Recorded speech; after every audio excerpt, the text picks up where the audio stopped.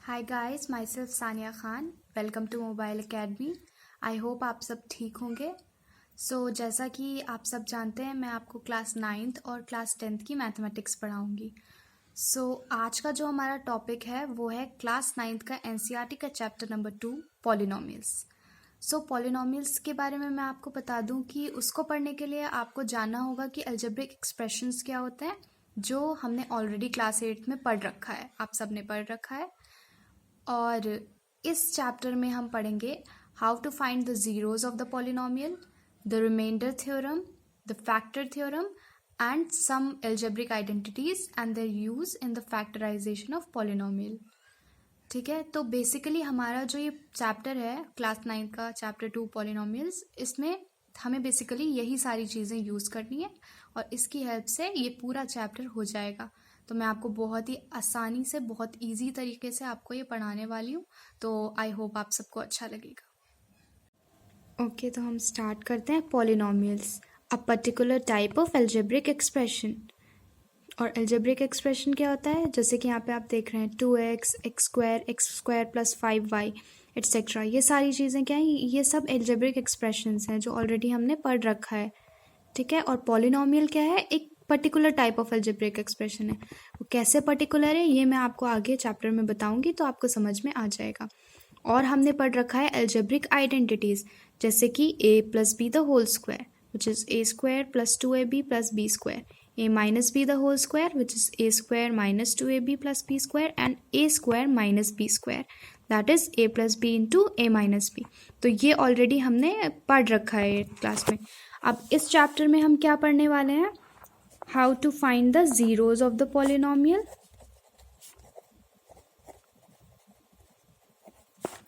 Remainder theorem,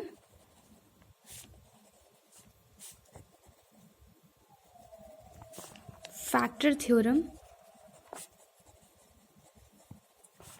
and some more algebraic identities. ये पुरानी वाली जो हमने पढ़ी हैं इनका भी यूज़ होने वाला है और कुछ नई अलजेब्रिक आइडेंटिटीज़ भी हम यूज़ करेंगे।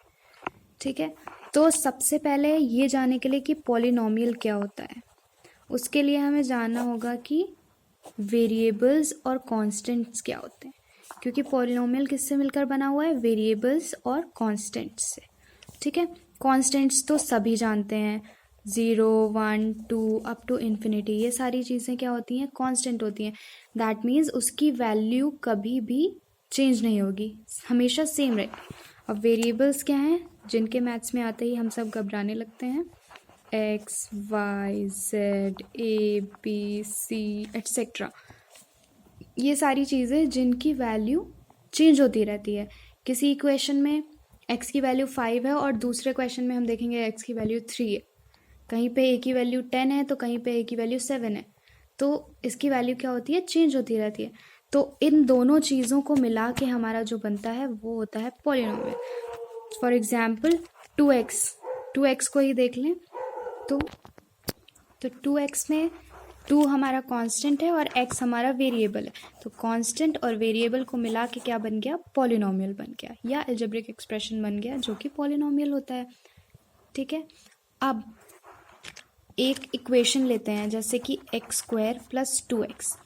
तो यहाँ पे क्या दो चीज़ें हैं, एक x स्क्वायर है, एक 2x है और एडिशन के साइन से सेपरेटेड है। तो हम क्या बोलेंगे, इस इक्वेशन में x स्क्वायर एंड 2x ये क्या है, दो टर्म्स हैं। ठीक है, टर्म्स जिसका यूज़ होने वाला है, तो इसको आप ध्यान से देखिए। एक इक्वेशन लेते हैं 3x cube plus 2x square plus 5x। तो अब आप बताइए कि यहाँ पे कितने टर्म्स हैं, 1 एडिशन का साइन, दूसरी टर्म एडिशन का साइन, तीसरी टर्म। तो इसमें क्या हो गई, 3 टर्म्स हो गई।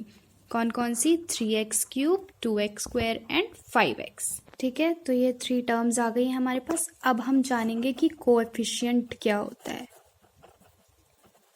ठीक है, तो हर टर्म के पास अपना एक कोफिशिएंट होता है। जैसे कि हम 3x क्यूब की बात करेंगे, तो 3x क्यूब में जो वेरिएबल है x क्यूब, उसके साथ जो कांस्टेंट वाली वैल्यू है उसको हम बोलते हैं कोफिशिएंट। तो इस टर्म में 3x क्यूब में x क्यूब का कोफिशिएंट है 3। सिमिलरली अगर हम 2x स्क्वायर को देखेंगे तो 2x स्क्वायर में एक्स स्क्वायर का कोफिशिएंट क्या है 2, 5x में x का कोफिशिएंट क्या है 5, ठीक है। तो ये होता है कोफिशिएंट, टर्म्स एंड कोफिशिएंट। अब हम देखते हैं कि जैसे सपोज कीजिए आपके पास सिर्फ क्वेश्चन में 2 है, तो 2 भी एक पॉलिनोमियल है, बट 2 जो है उसको क्या बोलते हैं कांस्टेंट पॉलिनोमियल, ठीक है। तो ये कांस्टेंट पॉलिनोमियल होता है, ये भी एक पॉलिनोमियल है। इसके साथ अगर हम देखेंगे तो x raise to the power 0 लगा हुआ है, क्योंकि ये हमने ऑलरेडी एल्जेब्रिक एक्सप्रेशंस में पढ़ रखा है कि anything raise to the power 0 is equal to 1। So 2 को हम लिख सकते हैं 2 into x raise to the power 0। तो ये पॉलिनोमियल बन सकता है कांस्टेंट पॉलिनोमियल। एक पॉलिनोमियल होता है जीरो पॉलिनोमियल।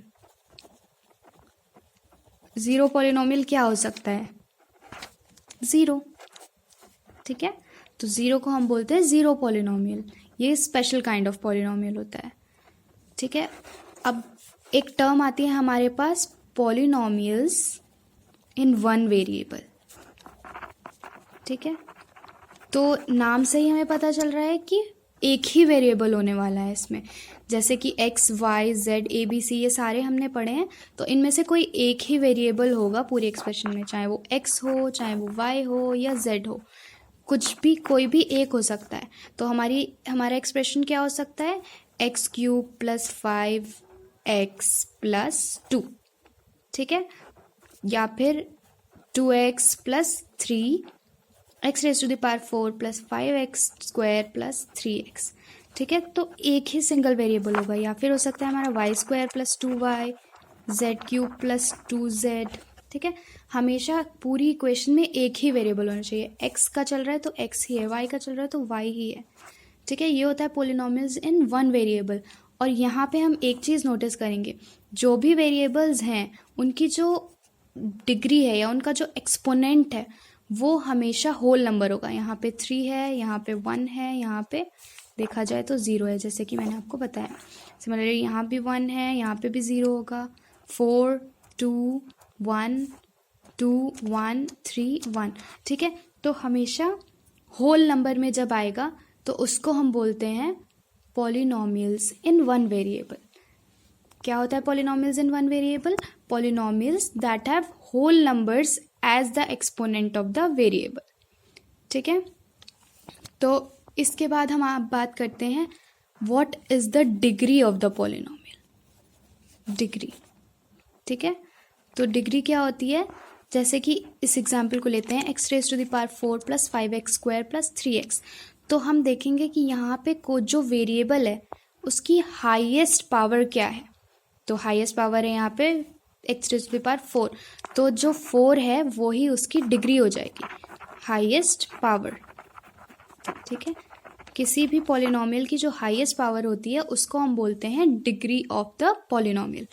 जैसे अब बताइए x raise to the power 3 + 5x + 2x, तो यहाँ पे हाईएस्ट पावर क्या है x की 3, सो 3 will be the degree of the polynomial. Simple. अब जैसे कि हमने बात करी थी जीरो पॉलिनोमियल की, तो जीरो पॉलिनोमियल जो होता है उसकी डिग्री कभी भी डिफाइन नहीं हो सकती, डिग्री इज नॉट डिफाइंड। बाकी सारे पॉलिनोमियल्स की हम डिग्री डिफाइन कर सकते हैं, बट जीरो की डिग्री हम नहीं डिफाइन कर सकते हैं। अब जैसे कि हमने टर्म्स पढ़ा था, तो टर्म्स के बेसिस पे हम पॉलिनोमियल्स को कैटेगराइज कर सकते हैं। अगर एक ही टर्म है, सपोज कीजिए 1 टर्म है हमारी पॉलिनोमियल की, सपोज करो 2x, तो उसको हम क्या बोलेंगे मोनोमियल, ठीक है। मोनोमियल्स कहते हैं, मोनो मीन्स 1। अब अगर 2 टर्म्स हैं जैसे कि 5x² + 2x, तो इसको क्या बोलेंगे हम बाइनोमियल, ठीक है। Binomial, by means 2 terms.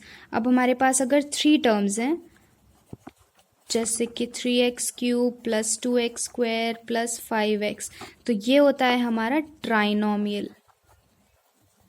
Try means 3, तो डिग्री 3 एंड मैनी मोर ऐसे हो सकते हैं। बट इस चैप्टर में, इस क्लास में आपको बस 3 तरह के पढ़ने हैं, monomials 1 term, binomials having 2 terms and trinomials having 3 terms. तो अगर अब आप अपने बुक में पेज नंबर 30 ओपन करेंगे तो वहाँ पे जो एग्जाम्पल नंबर 1 दिया हुआ है पेज 30 पे, उसमें हमें बताना है कि degree of the polynomial. So first जो हमारे पास क्वेश्चन है वो है x raise to the power 5 minus x raise to the power 4 plus 3। तो हम यहाँ पे देखेंगे कि हाईएस्ट पावर क्या है, ठीक है, highest power of the variable. तो यहाँ पे हम देखेंगे यहाँ पे x raise to the power 0 है, फिर x की पावर 4 है, x की पावर 5 है, तो 5 हाईएस्ट है, दैट मीन्स डिग्री क्या हो जाएगी 5 will be the degree. Similarly अगर आप सेकेंड वाला देखेंगे तो 2 minus y square minus y cube plus 2y raise to the power 8। तो यहाँ पे डिग्री क्या हो जाएगी, जो हाईएस्ट पावर होगी, तो हमें साफ साफ दिख रहा है यहाँ पे डिग्री 0 है, यहाँ 2 है, देन 3 है, देन 8 है, सो 8 will be the answer. And third अगर आप देखेंगे तो थर्ड है 2।